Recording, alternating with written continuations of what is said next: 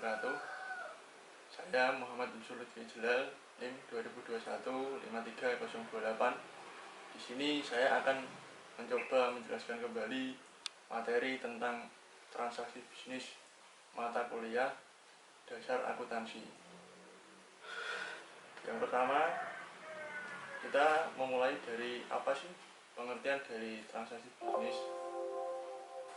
Jadi persamaan akuntansi adalah aset itu adalah kewajiban beserta ekuitas pemilik. Jadi aset ini adalah sumber yang dimiliki oleh perusahaan, bisa berupa harta.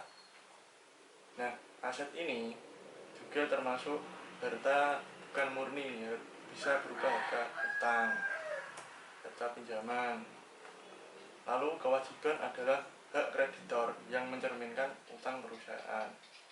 Ini merupakan seseorang yang menanamkan modal kepada perusahaan tersebut, bisa pemilik ataupun pihak ketiga. Lalu adalah ekuitas pemilik. Ini adalah hak pemilik perusahaan, yakni adalah hak murni dari pendiri perusahaan. Lalu kita beranjak ke topik selanjutnya, ada transaksi bisnis.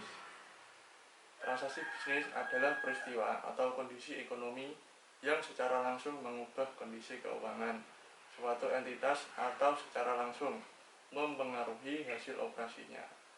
Jadi, transaksi bisnis ini bisa diasumsikan adalah perpindahan harta dari si pemilik atau calon pendiri perusahaan menjadi harta milik perusahaan. Nah, di sini kita mengambil contoh yang pertama. Tanggal 1 November tahun 2005, seseorang bernama Chris Card mendirikan perusahaan yang dinamakan Net Solution. Selanjutnya, Chris Card membuka rekening bank atas nama Net Solution dan menyetorkan dana sebesar $25.000 ke rekening tersebut. Nah, jadi uang sebanyak $25.000 milik Chris Card ya selanjutnya disetorkan ke rekening milik perusahaannya. Jadi uang $25.000 yang tadinya atas nama Chris Card, milik Chris Card, sekarang sudah milik perusahaan. Jadi bisa dituliskan kas perusahaan menjadi $25.000 dan modal juga sama $25.000. Ini harus imbang ya antara kas dan modal. Lalu Net Solution membeli tanah senilai $20.000. Nah, jadi aset milik perusahaan Net Solution berubah. Nah, tapi nilainya masih tetap. Yang tadinya $25.000 full berupa uang atau kas, sekarang berubah menjadi $5.000 berupa kas dan $20.000-nya berupa tanah. Jadi kasnya berkurang digunakan untuk membeli tanah. Namun jumlahnya tetap masih $25.000. Selanjutnya, selama bulan itu Net Solution membeli perlengkapan secara kredit senilai $1.350. Jadi, kas di sini digunakan untuk membeli perlengkapan secara kredit. Nah, karena secara kredit, maka kas tidak berkurang karena dia tidak mengeluarkan uang. Nah, jadi tapi utangnya di sini akan bertambah senilai barang yang dibelinya. Utang usaha bertambah menjadi $1.350. Modal tetap $25.000.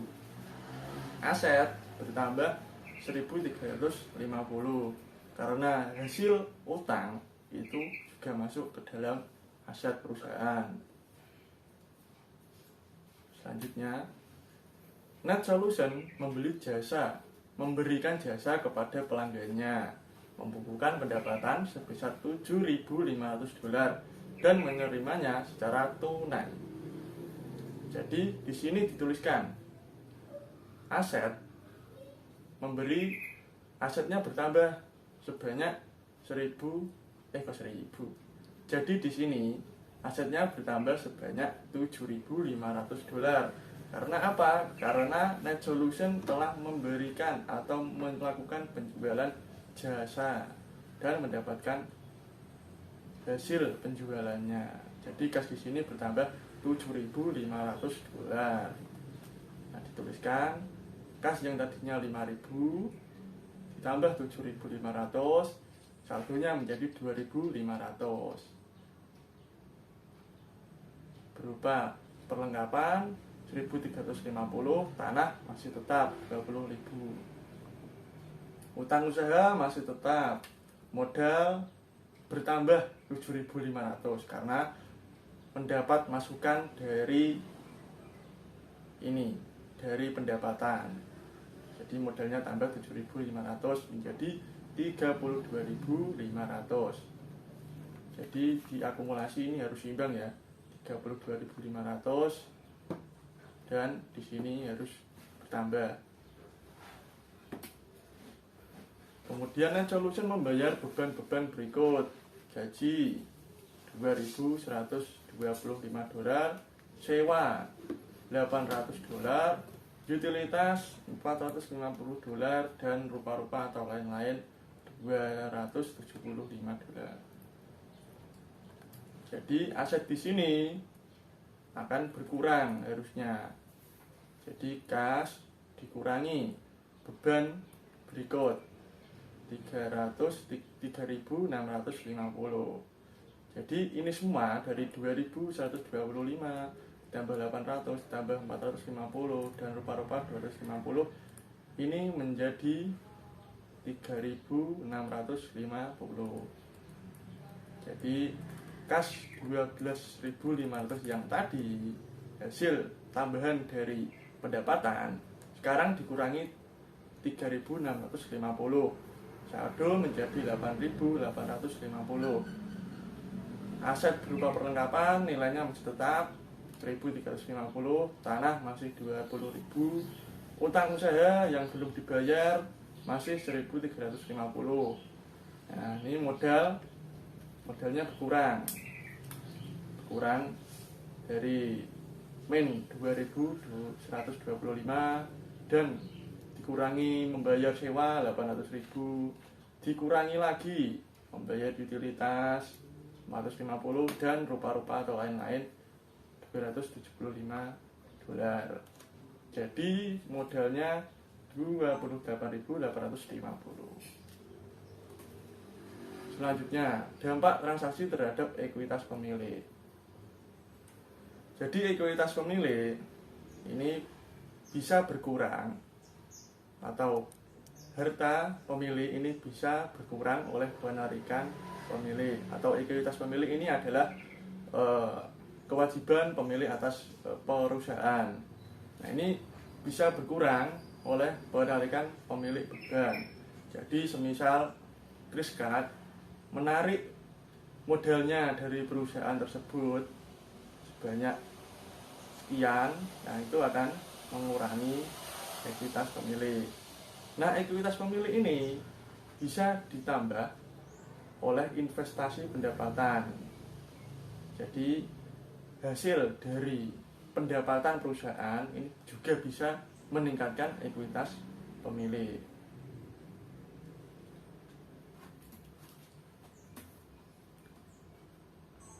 Selanjutnya, laporan akuntansi yang disebut laporan keuangan menyediakan rangkuman informasi kepada pemilik. Nah, jadi kalau yang tadi perhitungan-perhitungan seperti ini dinamakan laporan keuangan. Selanjutnya, laporan keuangan ini berisi apa? Laporan keuangan dibedakan menjadi beberapa jenis, yakni laporan laba rugi, yakni rangkuman dari pendapatan dan beban selama periode waktu tertentu. Kemudian ada laporan ekuitas pemilik, yakni rangkuman dari perubahan ekuitas pemilik selama periode waktu tertentu. Nah, jadi rangkuman ekuitas ini berisi laporan uang milik pemilik yang berada di perusahaan tersebut. Jadi uangnya bisa bertambah atau berkurang. Ini ada laporannya. Kemudian ada neraca, daftar aset, kewajiban, dan ekuitas pemilik pada tanggal tertentu. Nah, jadi aset perusahaan pada tanggal sekian ini berapa, kewajiban pemilik pada tanggal sekian ini berapa, ekuitas kewajiban pemilik pada tanggal sekian ini berapa. Jadi itu tertulis pada neraca. Kemudian laporan arus kas. Laporan arus kas ini adalah rangkuman dari penerimaan dan pengeluaran kas selama periode waktu tertentu. Jadi jika ada keluar masuknya uang, kemudian pendapatan masuk, ini masuk dalam laporan arus kas. Jadi uang keluar masuk ini dicatat dalam laporan arus kas. Nah, ini sebuah contoh dari tabel laporan ya.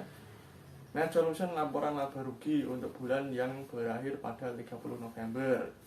Jadi pendapatan jasa 7.500, beban operasi, beban upah ini 2.125 dolar. Kemudian beban sewa 800 dolar, beban perlengkapan 450, beban utilitas 450, beban lain-lain 275 dolar. Total beban operasi, jadi ini kalau ditotal menjadi 4.450 dolar. Nah, ini dikurangi oleh ekuitas atau pendapatan ini. Dari pendapatan yang didapatkan perusahaan tersebut dikurangi oleh kewajiban dari perusahaan tersebut untuk membayar perlengkapan, sewa, upah, dan lain-lain. Jadi dihasilkan berupa laba bersih. Nah, jadi setelah pendapatan ini dikurangi kewajiban dari perusahaan tersebut, menghasilkan sejumlah nilai, yakni 3.050 dolar. Ini merupakan laba bersih dari perusahaan tersebut. Ini akan dilaporkan ke ekuitas pemilik.